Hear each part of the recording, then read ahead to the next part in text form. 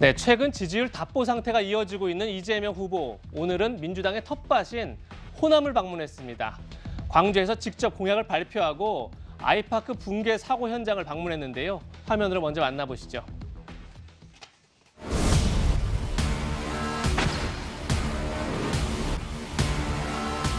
셀 수 없이 고백했던 것처럼 민주화의 성지 광주는 저의 정신적 스승이자 사회적 어머니입니다. 앞으로도 죽비이자 해초리로서 우리 더불어민주당을 끊임없이 바로 잡아주실 광주입니다. 그런 광주에 완전히 혁신적인 새 희망을 만들어 드리겠다고 약속합니다.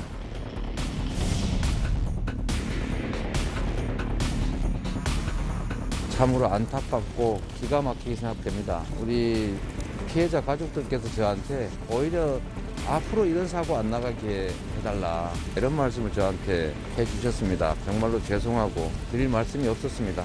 살기 위해서 일하다가 죽지 않은 세상, 그런 세상 꼭 만들어야 되겠다는 생각합니다. 돈보다 생명 아니겠습니까? 네, 이재명 후보는 오늘 광주 아이파크 붕괴 사고 현장을 찾아서 피해자 가족들을 위로했는데요.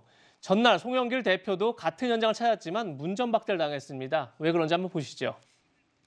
사실 실종되신 분들의 무사 기원을 기원하면서 정치인들이 구조 작업에 또 방해가 되고 이럴까 봐 저희가 찾아뵙는 게 늦었습니다. 이번에 이 사고 수습하는 과정에서 혹시라도 또 정부 측에서 좀 미진한 부분이나 아니면 또 업체 측 미진한 부분, 또 지방 정부에서도 다소 미진한 부분이 있으면 저희가 야당 역할 충분히 할 수 있도록 하겠습니다.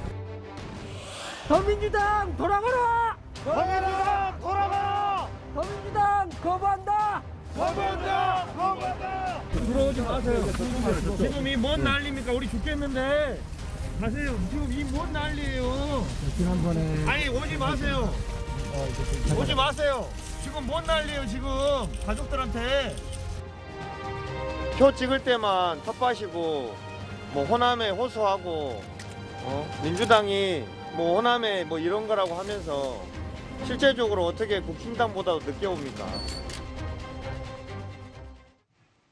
김관욱 교수님, 아마도 송영길 대표가 이준석 국민의힘 대표보다 한 발 늦게 현장을 찾은 거에 대해서 굉장히 좀 화가 많이 난 것 같아요. 광주 시민들이. 너무 대응이 안일했다 이런 지적도 나오는 것 같은데 어떻게 보십니까? 그렇죠. 한 발이 아니라 여러 발 늦은 거죠. 굉장히 많이 늦었습니다. 이게 11일인가 이게 사고가 난 것이 꽤 됐습니다. 빨리 이제 가봤어야 되는 것이고 저는 개인적으로는 대통령께서도 가봐야 되는 거 아닌가 그런 생각을 하는데 굉장히 사실 어떻게 보면 우리한테 있지 않았던 고층 건물의 어떤 붕괴였던 거 아니에요? 그렇죠. 광주 시민들이 굉장히 많이 놀랐을 텐데 이 부분에 대해서 정치권이 너무 안이했다 뭐 이런 생각이고 특히나 민주당으로서는 뭐 핵심 지역 아닙니까? 그럼 더 챙겼어야죠. 그리고 오늘 이제 이재명 후보가 광주공항에서 여러 가지 광주 공약을 내세웠잖아요. 그중에 이제 저한테 많이 들어오는 거는 5.18 정신을 이제 헌법에 담겠다 뭐 이렇게 얘기를 헌법 했어요. 전문에 포함시키겠다는 포함시키겠다 거죠. 이렇게 얘기를 했죠. 그 외에도 이제 여러 가지 그 공약이 있었어요. 그런데 이것도 사실은 대부분이 그 문재인 대통령이 공약을 했던 겁니다. 그런데 이것들이 잘 실현이 안 됐던 것들이에요. 그래서 호남 시민들은 이제는 약속하면 지켜야 된다는 것이죠.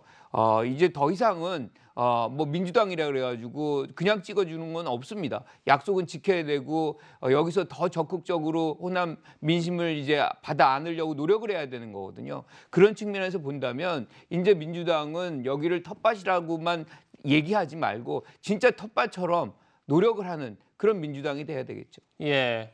호남이라고 해서 민주당을 그냥 찍어주는 게 아니다. 지금 날카롭게 지적하셨는데 실제 저희가 여론조사를 준비했습니다. 그런데 이제 호남 지지율만 따로 뗀 건데 YTN에 의뢰해서 리얼미터 조사한 겁니다.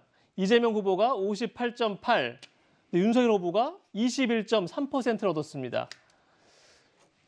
물론 이 샘플 수가 작기 때문에 이 여론조사가 정확하다라고 볼 수는 없지만 이동 의원님, 그러다 보니까 윤석열 캠프에서는 사실 박근혜 대통령이 얻었던 호남의 득표율이 10%가 조금 넘었어요. 근데 20%도 가능한 건 아니냐 뭐 이런 기대감도 있는 것 같은데 어떻게 보십니까? 2012년 대선을 앞두고 박근혜 후보가 그 영남에 있는 모든 그 의원들을 동원해서 호남에 있는 지역구를 하나씩 맡게 했습니다.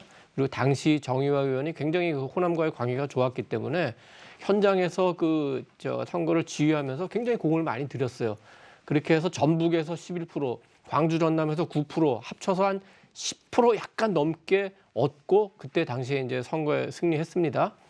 호남은 지금까지 이제 민주당 계열에서 세 분이 그 대통령이 됐는데 그때마다 90% 정도가 투표를 하고 90% 정도의 득표를 얻었습니다. 예. 반면에 또 TK에서는 이제 현재 국민의힘 계열 그 대통령이 당선될 때는 80% 투표에 80% 득표를 당선했습니다.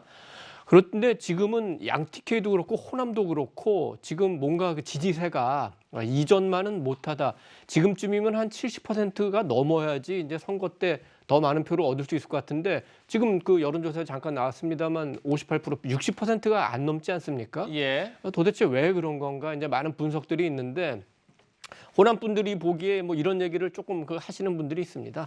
김대중 전 대통령, 그 노무현 전 대통령은 확실하게 그 뭔가를 어떤 정치를 하려는 걸 알았고 그렇기 때문에 확실히 미뤄졌는데 지금 그 이재명 후보는 두 분 대통령에 비해서는 어떤 도덕성이라든지 또 뭘 추구하는지 이런 거에 대해서 좀 아직 확신을 못 갖겠다 이런 생각들이 좀 있는 것 같고 윤석열 후보는 그 전두환 전 대통령 관련 발언으로 뭐 크게 홍역은 치렀지만 정치 초기 입문 때부터 뭔가 호남에 공을 들이겠다는 뜻은 계속 보여왔고 예. 또 실제로 그 호남에 많은 공을 들이려고 현재도 어제 오늘도 지금 호남 출신 정치인들이 뭐 지지 선언하기도 했었는데 그런 공을 들이니까 만약에 20%를 그 윤석열 후보가 호남에서 얻게 된다면 상대적으로 이재명 후보의 표는 떨어지기 때문에 전체적인 선거 승부에 조금 그 영향을 줄 수 있다 이렇게 볼 수 있는 상황입니다.